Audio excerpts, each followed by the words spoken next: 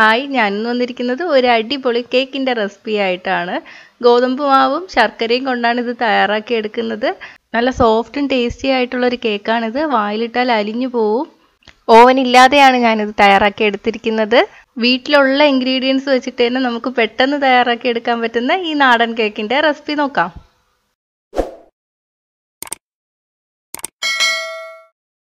അപ്പോൾ ഇത് തയ്യാറാക്കാൻ വേണ്ടിയിട്ട് ഞാനിവിടെ 1 കപ്പ് ഗോതമ്പ് മാവാണ് എടുത്തിരിക്കുന്നത്.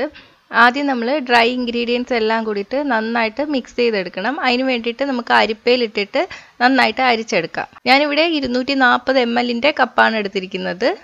ഇനി ഇതിലോട്ട് നമുക്ക് 1/4 ടീസ്പൂൺ ബേക്കിംഗ് സോഡയും 1/4 ടീസ്പൂൺ ബേക്കിംഗ് പൗഡറും ചേർത്ത് കൊടുക്കാം. ഇനി ഇതെല്ലാം കൂടി നന്നായിട്ട് അരിച്ചെടുക്കാം. അരിച്ചെടുക്കുമ്പോൾ ബേക്കിംഗ് സോഡയും ബേക്കിംഗ് പൗഡറും ഗോതമ്പ് മാവിൻ്റെ എല്ലാ ഭാഗത്തും ഒരുപോലെ ആയി കിട്ടും. അരിച്ചെടുത്തിട്ടുണ്ട്. ഇനി ഇത് മാറ്റി വെക്കാം. ഇനി നമുക്ക് വെറ്റ് ഇൻഗ്രീഡിയൻസ് എല്ലാം ഒന്നിച്ച് മിക്സ് ചെയ്തെടുക്കാം. അതിന് വേണ്ടിയിട്ട് ഒരു ബൗളിലോട്ട് 1/4 കപ്പ് പാല് ചേർത്ത് കൊടുത്തിട്ടുണ്ട്. ഇതിലോട്ട് നമുക്ക് 1/4 കപ്പ് എണ്ണ ചേർത്ത് കൊടുക്കാം. ഞാനിവിടെ സൺഫ്ലവർ ഓയിലാണ് എടുത്തിരിക്കുന്നത്. ഒലിവ് ഓയിൽ എടുത്താലും കുഴപ്പമൊന്നുമില്ല. ഒന്ന് മിക്സ് ചെയ്ത് കൊടുക്കാം. ഇനി ഇതിലോട്ട് നമ്മൾ ശർക്കരയാണ് ചേർത്ത് കൊടുക്കേണ്ടത്. 1/4 കപ്പ് ശർക്കര ചേർത്ത് കൊടുക്കാം. ശർക്കര ചേർക്കുമ്പോൾ നന്നായിട്ട് ഗ്രേറ്റ് ചെയ്തെടുത്ത ശർക്കര ചേർക്കാൻ നോക്കുക. എന്നാലേ പെട്ടെന്ന് അലിഞ്ഞ് കിട്ടുള്ളൂ. നമ്മളിത് ചൂടാക്കുക ഒന്നും ചെയ്യണില്ല. അപ്പോൾ പെട്ടെന്ന് അലിഞ്ഞ് കിട്ടാൻ വേണ്ടിയിട്ടാണ് അങ്ങനെ ചെയ്യുന്നത്. ശർക്കര അലിഞ്ഞ് കഴിയുമ്പോൾ മധുരം നോക്കുക. കുറവാണെങ്കിൽ കൂടുതൽ ചേർത്ത് കൊടുക്കാം. ശർക്കര അലിഞ്ഞു വന്നതിന് ശേഷം ഞാനൊരു അരിപ്പയിലോട്ട് ഒഴിച്ചിട്ട് അരിച്ചെടുത്തിട്ടുണ്ട്. അപ്പോൾ ശർക്കരയിലുള്ള കേടൊക്കെ അങ്ങ് പോവും. ഇനി നമുക്ക് ഇതിലോട്ട് 1/2 ടീസ്പൂൺ വാനില എസൻസ് ചേർത്ത് കൊടുക്കാം. വാനില എസൻസ് ഇല്ലെങ്കിൽ ചേർത്തില്ലെങ്കിലും കുഴപ്പമൊന്നുമില്ല. അതിന് പകരം നമുക്ക് ഏലക്കാപ്പൊടിയൊക്കെ വെച്ചിട്ട് അഡ്ജസ്റ്റ് ചെയ്യാം. ഇനി നമ്മൾ ഇതിലോട്ട് ചേർക്കേണ്ടത് നമ്മൾ നേരത്തെ അരിച്ചു വെച്ചിരിക്കുന്ന ഗോതമ്പ് മാവില്ലേ, അതാണ്. അപ്പോൾ ഗോതമ്പ് മാവ് ചേർക്കുമ്പോൾ എല്ലാം കൂടി ഒന്നിച്ച് ചേർക്കരുത്. പകുതിയായിട്ട് ചേർത്ത് കൊടുക്കാം. ഒന്നിച്ച് ചേർത്താലും നമ്മൾ കലക്കി എടുക്കുമ്പോൾ നല്ല സ്മൂത്തായിട്ട് കിട്ടില്ല. അവിടെ കട്ടിയായിട്ട് കിടക്കും. അപ്പോൾ കുറച്ചായിട്ട് ചേർത്തിട്ട് മിക്സ് ചെയ്തെടുക്കാം. മിക്സ് ചെയ്തെടുത്ത് കഴിയുമ്പോൾ ഒട്ടും കട്ടയില്ലാതെ തന്നെ നമ്മൾ മിക്സ് ചെയ്തെടുക്കണം. എപ്പോഴും പറയുന്ന പോലെ കേക്ക് മിക്സ് ചെയ്യുമ്പോൾ ഒരു ഭാഗത്തോട്ട് മാത്രമേ നമ്മൾ കറക്കി എടുക്കാവൂ. 1 ടീസ്പൂൺ വിനാഗിരി കൂടി ചേർത്ത് കൊടുക്കാം. ഇത് ചേർത്തില്ലെങ്കിലും കുഴപ്പമൊന്നുമില്ല. ചേർത്താൽ കേക്കിന് നല്ല ടെക്സ്ചർ ആയിരിക്കും, നല്ല സോഫ്റ്റ് ആയിട്ടും വരും. ബാറ്റർ റെഡി ആയിട്ടുണ്ട്. ഇനി ഇതിലോട്ട് ഞാൻ ചേർക്കുന്ന 3 കാര്യങ്ങളുണ്ട്. അത് ഓപ്ഷണലാണ്, വേണമെങ്കിൽ ചേർത്താൽ മതി. അത് ചേർക്കുമ്പോൾ കേക്കിന് കുറച്ചും കൂടെ ടേസ്റ്റ് കൂടും കേട്ടോ. അപ്പോൾ ഞാനിപ്പോൾ ചേർക്കാൻ പോകുന്നത് സിനമൺ പൗഡറാണ്. 1/4 ടീസ്പൂൺ സിനമൺ പൗഡർ ചേർത്ത് കൊടുക്കുകയാണ്. ഇത് കറുകപ്പട്ടയുടെ പൊടിയാണ്. ഇത് എല്ലാ സൂപ്പർ മാർക്കറ്റിലും വാങ്ങാൻ കിട്ടും. നല്ല ടേസ്റ്റും മണവും ഒക്കെ ആണ് ഇതിന്. ഇനി ഇതിലോട്ട് ഞാനൊരു 1/4 ടീസ്പൂൺ ഏലക്കാപ്പൊടി കൂടി ചേർത്ത് കൊടുക്കുകയാണ്. അപ്പോൾ ഏലക്കാപ്പൊടി മാത്രം വേണമെങ്കിൽ നമുക്ക് ചേർക്കാം. മിക്സ് ചെയ്ത് കൊടുക്കാം. ഇതൊന്നും ചേർത്തില്ലെങ്കിലും നമുക്ക് നല്ല ടേസ്റ്റി ആയിട്ടുള്ള കേക്ക് തന്നെ ഉണ്ടാക്കിയെടുക്കാൻ പറ്റും. ചേർത്താൽ കുറച്ചും കൂടെ ടേസ്റ്റ് കൂടുമെന്നേ ഉള്ളൂ. ഇനി ഇതിലോട്ട് 1/4 കപ്പ് ചെറുതായിട്ട് അരിഞ്ഞ അണ്ടിപ്പരിപ്പ് ചേർത്ത് കൊടുക്കുകയാണ്. ഇതും ഓപ്ഷണലാണ്.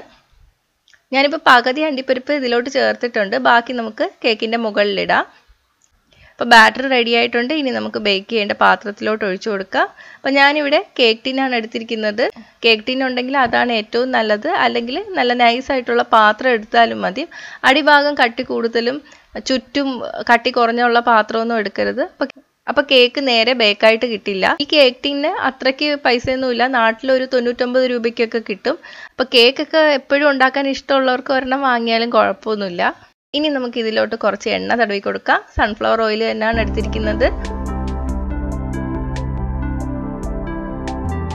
ഇനി ഇതിലോട്ട് കുറച്ച് ഗോതമ്പ് മാവ് തടവി കൊടുക്കാം. ഒട്ടിപ്പിടിക്കാതിരിക്കാൻ വേണ്ടിയിട്ടാണ് കേട്ടോ ഇതൊക്കെ ചെയ്യുന്നത്. അധികമുള്ള മാവ് തട്ടിക്കളയുക. ഇനി ഇതിലോട്ട് നമുക്ക് പാത്രത്തിൻ്റെ അളവിൽ കട്ട് ചെയ്ത ബട്ടർ പേപ്പർ വെച്ച് കൊടുക്കാം. ഇനി ഇതിലോട്ട് നമുക്ക് ബാറ്റർ ഒഴിച്ചു കൊടുക്കാം. ബാറ്റർ ഒഴിച്ചതിന് ശേഷം ചെറുതായിട്ടൊന്ന് തട്ടിക്കൊടുക്കാം. അപ്പം മോൾ ഭാഗം നിരപ്പായിട്ട് വരും. ഇനി നമുക്കിത് ബേക്ക് ചെയ്തെടുക്കാം.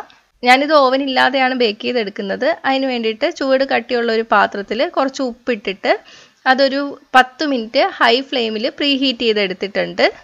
ഞാനിത് എപ്പോഴും ഉപയോഗിക്കുന്ന ഉപ്പ് തന്നെയാണ്. ഒരു പ്രാവശ്യം ഉണ്ടാക്കി കഴിഞ്ഞാൽ ഒരു കുപ്പിയിൽ അടച്ച് സൂക്ഷിക്കും. പിന്നെയും അത് തന്നെ യൂസ് ചെയ്തിട്ടാണ് ഉണ്ടാക്കുന്നത്. 10 മിനിറ്റ് കഴിഞ്ഞിട്ടുണ്ട്. നന്നായിട്ട് ചൂടായിട്ട് വന്നിട്ടുണ്ട്. ഇനി ഇതിലോട്ട് ഒരു തട്ട് വെച്ച് കൊടുക്കാം. നമ്മുടെ പാത്രം ഡയറക്റ്റ് ഉപ്പിലോട്ട് ഇറക്കി വെക്കരുത്. തട്ട് വെച്ച് കൊടുത്തതിന് ശേഷം നമുക്ക് ഇതിലോട്ട് ബാറ്റർ വെച്ച് കൊടുക്കാം. ഇനി ഇത് പെട്ടെന്ന് തന്നെ അടയ്ക്കാം. കൂടുതൽ നേരം തുറന്നു വെക്കരുത്. 1 മിനിറ്റ് കഴിയുമ്പോൾ തീ മീഡിയത്തിലോട്ടാക്കി കൊടുക്കുക. ഇനി ഇതൊരു 25 മിനിറ്റോളം ബേക്ക് ചെയ്തെടുക്കാം. 25-30 മിനിറ്റ് കഴിഞ്ഞിട്ടുണ്ട്. ഇത് വെന്തോ നോക്കാൻ വേണ്ടിയിട്ട് പപ്പടം കുത്തിയോ അല്ലെങ്കിൽ ഒരു ടൂത്ത് പിക്കോ വെച്ചിട്ടൊന്ന് കുത്തി നോക്കാം. അപ്പോൾ മാവൊന്നും പിടിച്ചു വരുന്നില്ല. അപ്പോൾ ഇത് റെഡി ആയിട്ടുണ്ട്. നമുക്ക് എടുത്തു മാറ്റാം. അപ്പോൾ വെന്തിട്ടില്ലെങ്കിൽ അടച്ചു വെച്ചിട്ട് ഒരു 5 മിനിറ്റും കൂടെ കഴിഞ്ഞിട്ട് ഒന്നും കൂടെ നോക്കുക. മാവിൻ്റെ അളവ് കൂടുന്തോറും ബേക്ക് ചെയ്യാൻ എടുക്കുന്ന സമയം കൂടും കേട്ടോ. അപ്പം നിങ്ങൾ ഡബിളായിട്ട് ഉണ്ടാക്കുകയാണെങ്കിൽ 2 പ്രാവശ്യമായിട്ട് ഉണ്ടാക്കി എടുക്കുകയാണെങ്കിലും അതായിരിക്കും നല്ലത്. ഇപ്പോൾ ഓവനിലാണ് ഉണ്ടാക്കുന്നതെങ്കിൽ 180 ഡിഗ്രി സെൽഷ്യസിൽ പ്രീ ഹീറ്റ് ചെയ്തതിന് ശേഷം ഇതുപോലെ തന്നെ ഒരു 20-25 മിനിറ്റോളം ബേക്ക് ചെയ്തെടുത്താൽ മതി. ഇനി ഇത് കേക്ക് ടിന്നിൽ നിന്ന് മാറ്റാം. അതിന് വേണ്ടിയിട്ട് സൈഡ് ഒരു കത്തി വെച്ചിട്ട് ഇളക്കി കൊടുക്കാം. ചൂട് മാറുന്നതിന് മുന്നേ തന്നെ നമ്മൾ കേക്ക് ടിന്നിൽ നിന്ന് കേക്ക് മാറ്റണം, ഇല്ലെങ്കിൽ അത് താന്നു പോവും. ബട്ടർ പേപ്പർ മാറ്റാം. ഇനി ഞാനിത് മുറിച്ച് കാണിച്ചു തരാം.